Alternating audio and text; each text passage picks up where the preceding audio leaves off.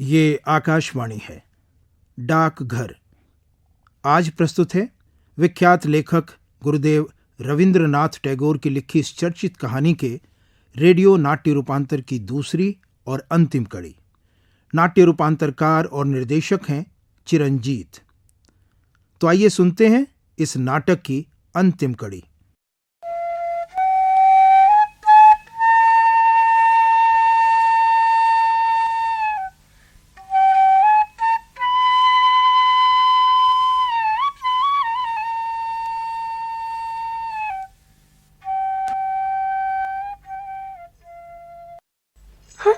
अरे ये कौन जा रही है?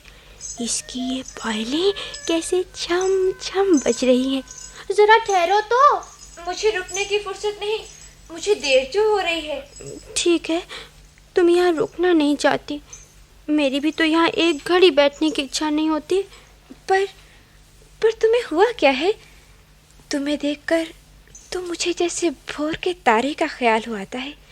तुम्हें हुआ क्या है? मैं नहीं जानता, वैद्य जी मुझे बाहर ही नहीं निकलने देते। तब तो बाहर ना निकलना, वैद्य जी की बात तो माननी ही होगी। पर तुमने मुझे बताया ही नहीं, तुम कौन हो? मैंने शायद पहले तुम्हें कभी नहीं देखा। मैं सुधा हूँ। सुधा? कौन सुधा? क्या तुम मुझे नहीं जानते? मैं यहाँ की मालिन की लड़की हूँ। तुम करती क्या हो? मैं डलियाँ लेकर फूल चुनती हूँ और फिर उनकी माला गूंथती हूँ। अच्छा, फूल चुनती हो? हाँ। तभी तुम्हारे पैर खुशी से उछल रहे हैं और हर कदम पर तुम्हारी पायल छम छम बज रही है। काश मैं तुम्हारे साथ चल सकता, तब मैं भी पेड़ की ऊंची डाल पर चढ़कर तुम्हारे लिए फूल चुनता। सच? तो तुम फूलों के बारे में मेरी ही तरह बहुत सी बातें जानते हो? हाँ, जानता हूँ, और परी की कथा भी, चंपा और उसके 7 भाइयों के बारे में भी जानता हूँ। मेरा मन करता है कि अगर लोग मुझे छोड़ दें तो उन जंगलों से होकर विचरूं जहाँ खोजने से भी रास्ता ना मिले, और वहाँ मैं चंपा बन जाऊं। तब तुम मेरी बहन परुल बनोगी ना? बलिहारी है तेरी अक्ल को। अरे मैं तो शशि मालिन की लड़की हूँ, मैं तुम्हारी बहन परुल कैसे बन सकती हूँ? मुझे रोज बड़ी बड़ी मालाएं गूंथनी होती हैं। कितना अच्छा होता अगर मैं तुम्हारी तरह बैठी रहती। तो तुम मेरी तरह यूं दिन भर बैठी बैठी क्या करोगी? मैं गुड़िया से खेलूंगी। गुड़िया रानी बड़ी सयानी, गुड़िया रानी बड़ी सयानी। अच्छा, मुझे देर हो रही है, देर से जाऊंगी तो एक भी फूल ना मिल पाएगा। कुछ देर और ठहरो। नहीं। अच्छा, तुम बैठो, फूल चुन कर आऊंगी तो तुम्हें मिलूंगी। अच्छा, तब तुम मुझे फूल दे जाओगी ना? जो मुफ्त में कहीं फूल मिलते हैं उनके लिए तो पैसे देने पड़ते हैं। अच्छी बात है, तो जब मैं बड़ा होऊंगा तो तुझे फूलों के दाम दे दूंगा। सुन, जब मैं उस झरने के पार होकर काम की तलाश में निकलूंगा ना, तब तुझे फूल के दाम भी देता जाऊंगा। अच्छा, तो तू मेरे लिए फूल लेकर आएगी ना? हाँ, लाऊंगी। जरूर लाएगी ना? हाँ, जरूर लाऊंगी। मुझे भूलेगी तो नहीं? मेरा नाम अमल है, याद रहेगा ना? हाँ, नहीं भूलूंगी। तुम देख लेना, मैं कभी नहीं भूलूंगी।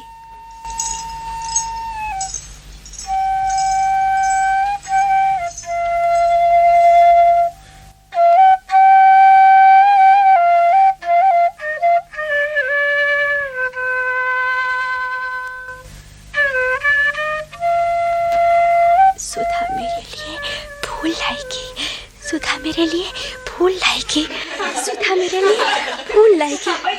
अरे ये लड़के किधर जा रहे हैं? कहो भाइयों, तुम सब किधर जा रहे हो? हम खेलने जा रहे हैं। हाँ, आओ तुम भी हमारे साथ खेलने चलो ना। हाँ, चलो। चलो। वैद्य जी मुझे घर से बाहर ही नहीं जाने देते। अच्छा, तो तुम वैद्य जी का कहाँ मानते हो? तो हम चलते हैं। अभी मत जाओ, यहीं सड़क पर मेरे सामने खेलो। क्या? मैं खिड़की से देखूंगा। लो, मेरे ये खिलौने ले लो। अच्छा, लाओ। यार लाना तो बड़े अच्छे हैं। बहुत अच्छे हैं। ये देखो, ये हाथी। अरे तुम तो खिड़की में बैठे बैठे ऊँघ रहे हो। हाँ, मुझे नींद सी आ रही है। क्या? न जाने क्यों कभी कभी मेरी हालत ऐसी हो जाती है। मैं काफी देर से यहाँ बैठा हूँ। अच्छा, अब थक गया हूँ, पीठ भी दुखने लगी है। पर अभी तो दोपहर भी नहीं हुई, तुम्हें नींद क्यों आ रही है? लो, दूसरे पहर का घंटा बज गया। ये टन टन सुनकर मुझे नींद आने लगती है। अच्छा, अब हम चलते हैं। जाने से पहले एक बात तो बताओ, क्या? तुम लोग सदा घूमते फिरते रहते हो? हाँ, क्या राजा के डाकिये को जानते हो? हाँ, बहुत अच्छी तरह से जानते हैं। यदि मेरे नाम भी की कोई चिट्ठी हो, क्या कहा? तो क्या वो मुझे पहचान लेंगे? हाँ, क्यों नहीं? लिफाफे पर तुम्हारा नाम लिखा होगा, तुम्हें तो जरूर ढूंढ लेंगे। अच्छा, तो कल सवेरे जब तुम आओगे ना, हाँ। तो उनमें से एक डाकिये को अपने साथ लेते आना, ताकि वो मुझे पहचान ले। अच्छा, अब हम चलते हैं। चलो भाई। डाकिया मुझे पहचान लेगा, डाकिया मुझे पहचान लेगा, तो राजा की चिट्ठी सीधा मेरे पास ले आएगा, पास ले आएगा, पास ले आएगा।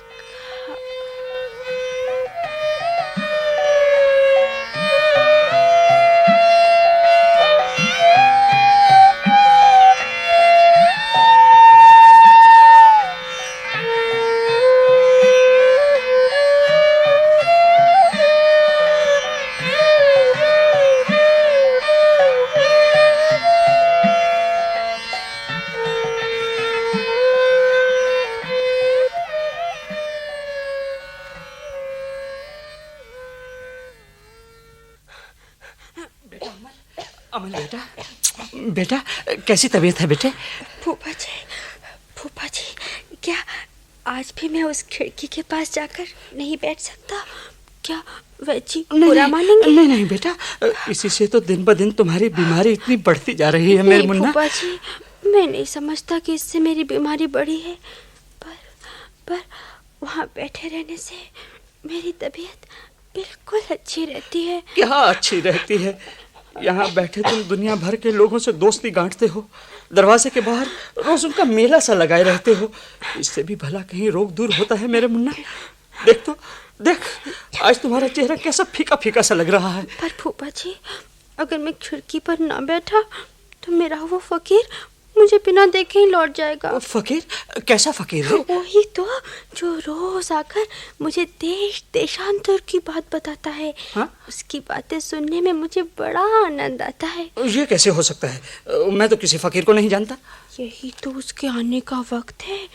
फूफा जी, तुम्हारे पाँव पड़ता हूँ, जाकर उससे कहते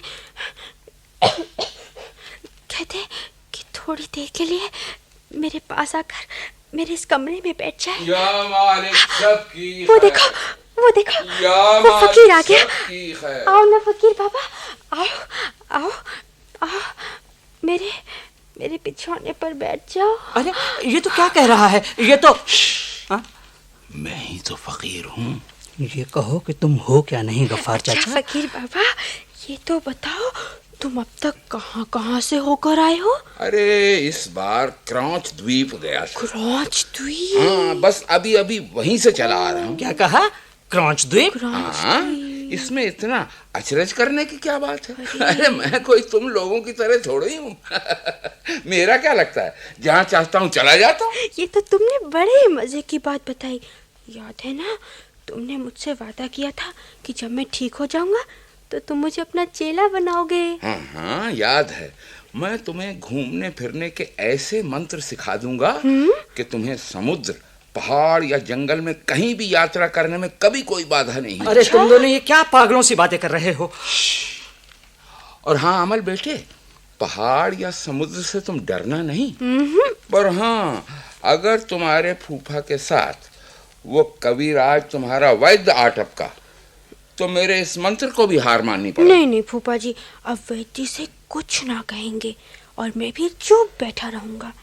लेकिन जिस दिन मैं अच्छा हो जाऊंगा ना, मैं फकीर बाबा के साथ चला जाऊंगा।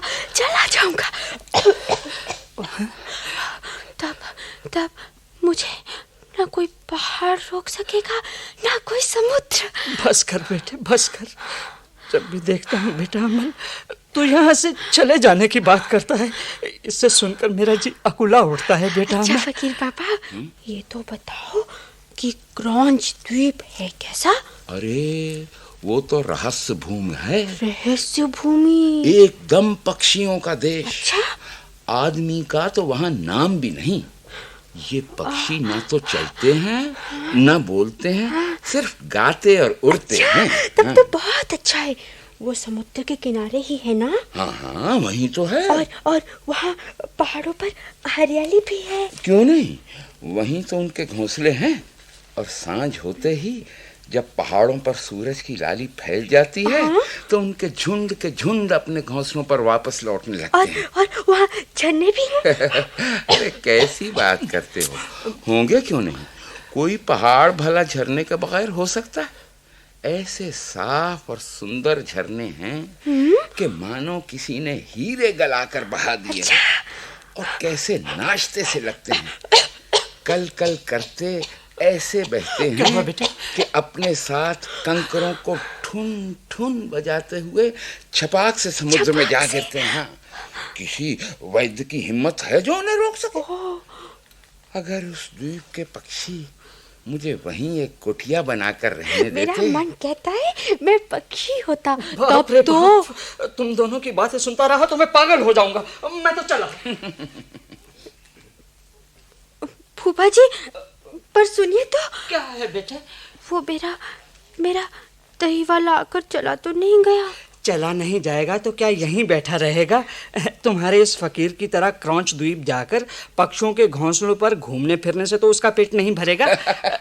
पर अमल बेटे, वो तुम्हारे लिए थोड़ा सा दही दे गया है। दही दे गया है? और उसने कहा है कि गांव में उसकी भांजी का ब्याह है, इसलिए वो बड़ी जल्दी में था। पर उसने तो मुझसे वादा किया था कि अपनी भांजी की शादी मुझसे करेगा। तब तो सचमुच बड़ी बुरी बात हो गई। उसने तो कहा था कि उसकी छोटी भांजी मेरी दुल्हन बनेगी, उसकी नाक में नथ होगी और वो लाल किनारे वाली साड़ी पहनेगी। सुबह उठकर वो मिट्टी की मटकी में काली गौ का दूध दोकर मुझे पिलाएगी और शाम को ग्वालों के घर जब दिया बत्ती हो जाएगा तो मेरे पास आ बैठेगी और मुझे चंपा के 7 भाइयों की कहानी सुनाएगी। वाह भाई, तो क्या कहने तेरी बहू के। मैं तो फकीर हूँ, पर ऐसी बहू का जिक्र सुनकर तो मेरा भी मन। बंद भी करो ये बकवास, मुझसे तो ऐसी बातें सुनी नहीं जाती। अच्छा फकीर बाबू, अब मुझे ये बताओ कि डाकघर में मेरे नाम राजा की कोई चिट्ठी आई है? सुना तो है कि तेरे नाम राजा की चिट्ठी रवाना हो गई है। राजा की चिट्ठी मेरे नाम? हाँ हाँ, शायद अभी रास्ते में ही होगी। रास्ते में? किस रास्ते में? क्या वो घने जंगलों के बीच वाला रास्ता तो नहीं जो वर्षा के बाद के निर्मल आकाश के नीचे बहुत दूर तक दिखाई देता है? हाँ हाँ, उसी रास्ते में। भाई लगता है तुम सभी को जानते हो। हाँ, जानता तो हूँ। यही तो मैं भी देख रहा हूँ, पर तुमने ये बात कैसे जान ली? मैं कुछ कह नहीं सकता, पर लगता है जैसे मैंने पहले कई बार उसे देखा है। मैं देख रहा हूँ जैसे राजा का डाकिया पहाड़ पर से नीचे उतर कर आ रहा है। उसके बाएं हाथ में लालटेन है और उसके कंधे पर डाक का थैला है। वो पहाड़ की घाटी में नदी के किनारे किनारे जला रहा है। मैं उसे अच्छी तरह देख रहा हूँ। वो ज्यों ज्यों मेरी ओर बढ़ता दिखाई देता है, मेरा दिल उछल पड़ता है। हाँ बेटा, तेरे जैसी नई आंखें मेरी नहीं हैं, पर तेरे कहने से तो मुझे लगता है कि जैसे मैं भी ये सब कुछ देख रहा हूँ। पर बाबा, तुम राजा को भी जानते हो जिसका ये डाकघर है? जानता क्यों नहीं, मैं रोज उसके पास भीख लेने जाता हूँ। तब तो बड़ी अच्छी बात है। जब मैं अच्छा हो जाऊंगा ना, तब मैं भी उसके पास भीख लेने जाऊंगा। क्यों, जा सकता हूँ ना? अरे तुम्हें उससे मांगने की क्या जरूरत, तुम्हें तो वो खुद बिना मांगे अपनी मर्जी से देगा। नहीं, मैं उसके दरवाजे पर जाऊंगा और उसकी जय बोलकर भीख मांगूंगा। फिर मैं खंजरी बजा बजा कर नाचूंगा भी। क्यों, अच्छा रहेगा ना? बहुत अच्छा रहेगा। और तुम्हें साथ ले जाकर मुझे भी भरपेट भीख मिलेगी। अच्छा बताओ, तुम राजा से क्या मांगो? मैं राजा से कहूँगा तुम मुझे अपना डाकिया बना लो। मैं भी हाथ में लालटेन लिए घर घर तुम्हारी चिट्ठियाँ बांटता फिरूंगा। मैं इस तरह घर में बैठा न रहूंगा। अगर तुम्हें घर में भी रहना पड़े तो इसमें दुखी होने की क्या बात है मेरे बच्चे? नहीं, दुख तो नहीं। पहले जब मुझे इस कमरे में बंद होना पड़ा तो मैं सोचता था भगवान दिन कटेगा कैसे। लेकिन अब जो राजा का ये डाकघर देखा करता हूँ तो मुझे इस घर में बैठा रहना भी अच्छा लगता है। और मेरे मन में आता है कि एक दिन जरूर मेरे नाम राजा की चिट्ठी आएगी। अब मुझे यहाँ बैठा रहना भी अच्छा लगता है। पर ये कैसे मालूम हो कि राजा की चिट्ठी में क्या लिखा होगा? ये न जानना ही अच्छा है। और कुछ हो न हो, पर तेरा नाम तो उस पर जरूर लिखा होगा। पर फकीर बाबा, पता नहीं क्यों सुबह से मेरी आंखों में अंधेरा सा छा रहा है। हर चीज एक सपने की सी दिखाई दे रही है। अब चुप रहने को मन करता है, बात करने को मन नहीं करता। तो क्या राजा की चिट्ठी नहीं आएगी? मान लो ये कमरा अचानक पिघल जाए। मान लो चिट्ठी आज जरूर आएगी मेरे बेटे। ले, तेरे फूफा और वैद्य जी आ गए।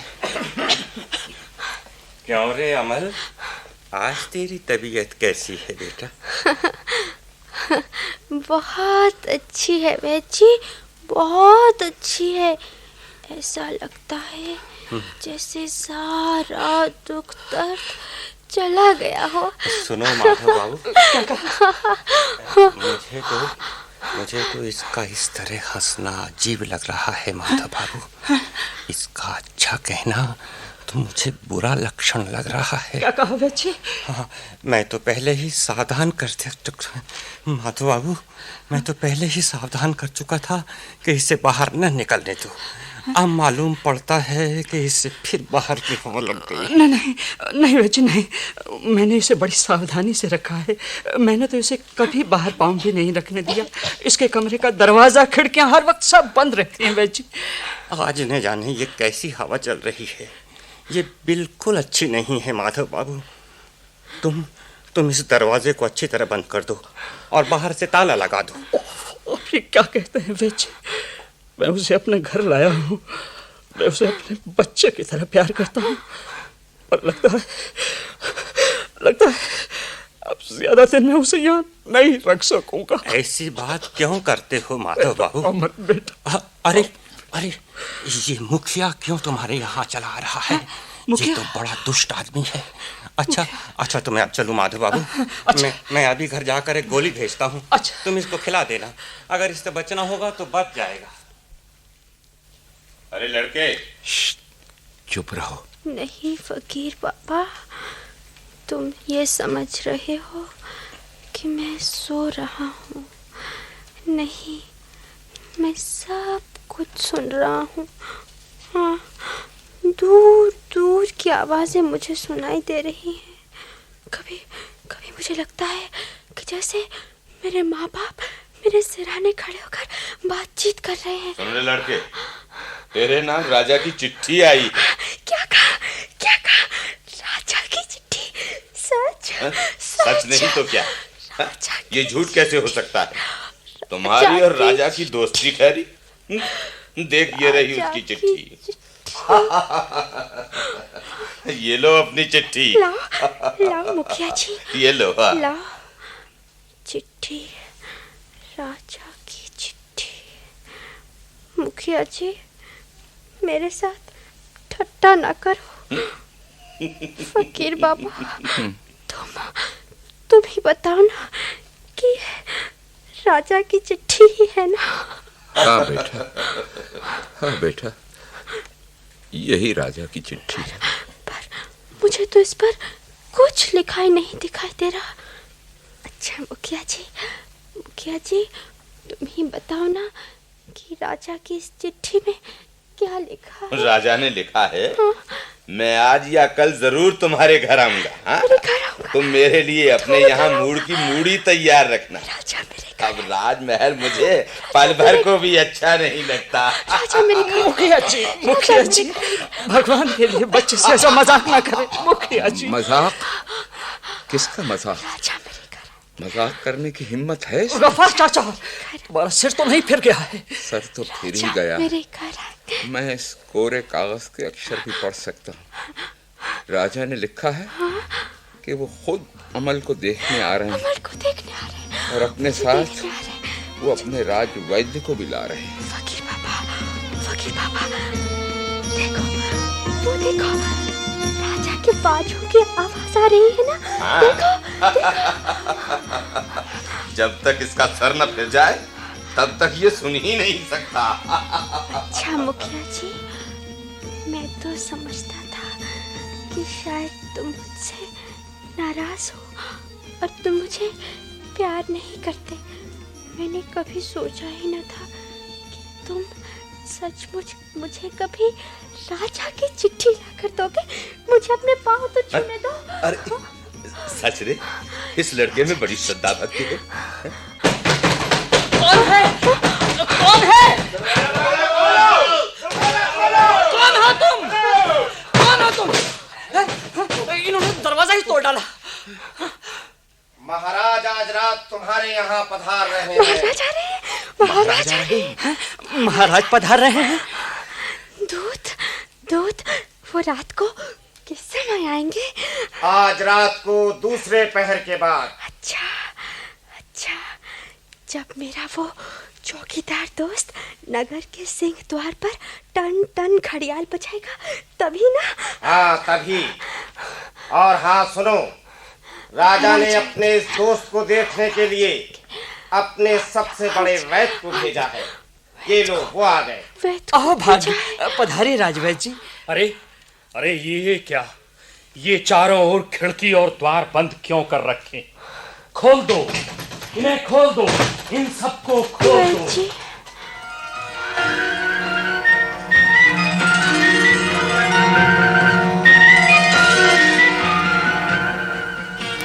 बेटा, तुम्हारा जी कैसा है? बहुत अच्छा है राजवैद्य जी, बहुत अच्छा है। अब मुझे कोई बीमारी नहीं, जैसे सारा दुख दर्द चला गया है। हाँ, अब कैसा खुला खुला है, ताजगी है। अब तो मुझे अंधेरे के उस पार टिमटिमाते तारे साफ दिखाई दे रहे हैं। अच्छा, तो जब आधी रात को महाराज यहाँ आएंगे तो तुम अपनी खटिया छोड़कर उनके साथ घूमने जा सकोगे? क्यों नहीं, मैं तो बाहर निकलने के लिए तरस रहा हूँ। मेरे बच्चे, मैं राजा से कहूँगा मुझे रात में ध्रुव तारा दिखा दीजिए। तारे तो मैंने बहुत से देखे हैं, पर ध्रुव तारा कौन सा है ये मुझे मालूम ही नहीं। महाराज तुम्हें सब कुछ बता देंगे। माधव जी, देखो महाराज के स्वागत के लिए इस कमरे को अच्छी तरह साफ करके इसे फूलों से सजा दो। जैसी आज्ञा। और सुनो, इस मुखिया को यहाँ नहीं रहने देना। नहीं राजवैद्य जी, इन्हें रहने दीजिए। ये तो मेरे दोस्त हैं। इन्होंने ही तो मुझे राजा की चिट्ठी ला कर दी है। अच्छा बाबा, अच्छा। जब तुम कहते हो कि ये तुम्हारा दोस्त है तो रहने दो इसे। बेटा अमल, सुन, राजा तुम्हें प्यार करते हैं बेटे। आज वे तुम्हें खुद मिलने आ रहे हैं। हाँ? तुम जानते हो हम लोग गरीब हैं, राजा से कुछ भेंट मांग लेना बेटा। हाँ? हाँ? तो आप चिंता न करें फूफा जी, मैंने पहले ही सब कुछ मन में सोच रखा है। क्या सोच रखा है मेरे बच्चे? मैं राजा से कहूँगा। क्या कहेगा मेरे बेटे? कहूँगा कि वो मुझे अपना डाकघर का डाकिया बना ले। हाँ? मैं घर घर उनकी चिट्ठियां बांटता फिरूंगा। बस क्या तू यही मांगेगा? हाँ, चिट्ठियां बांटता फिरूंगा, बांटता फिरूंगा, बांटता फिरूंगा। चुप, सब लोग चुप हो जाओ। देखो अमल को नींद आ रही है। मैं इसके सिरहाने बैठता हूं। दिया बुझा दो, केवल तारों की रोशनी ही अंदर आने दो। इसे सोने दो, सोने दो।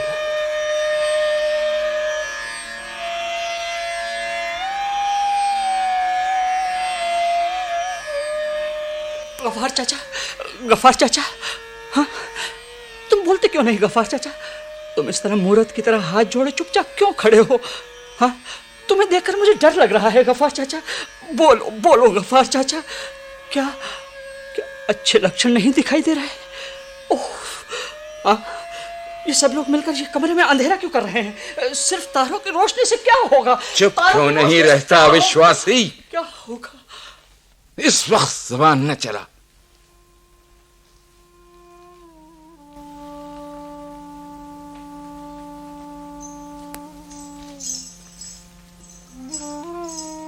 अमल, ओ अमल। चुप रहो, अभी अभी इसकी आंख लगी है।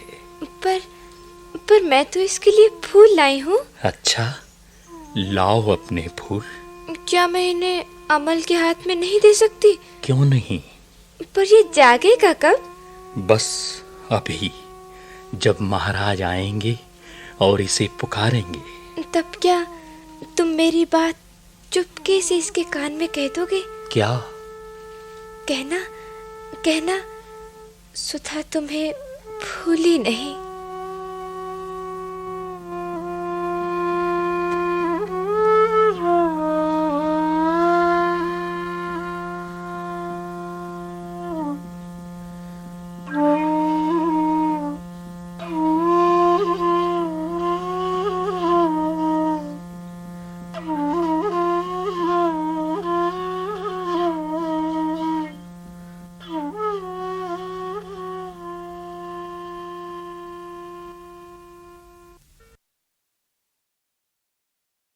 डाक घर। अभी आप विख्यात लेखक गुरुदेव रविंद्रनाथ टैगोर की लिखी इस चर्चित कहानी के रेडियो नाट्य रूपांतर की दूसरी और अंतिम कड़ी सुन रहे थे। नाट्य रूपांतरकार और निर्देशक थे चिरंजीत। केंद्रीय नाटक एकांश के लिए तैयार किए गए इस नाटक को आकाशवाणी के दिल्ली केंद्र से प्रसारित किया गया। इस नाटक की रिकॉर्डिंग हमें आकाशवाणी के ध्वनि अभिलेखागार से प्राप्त हुई।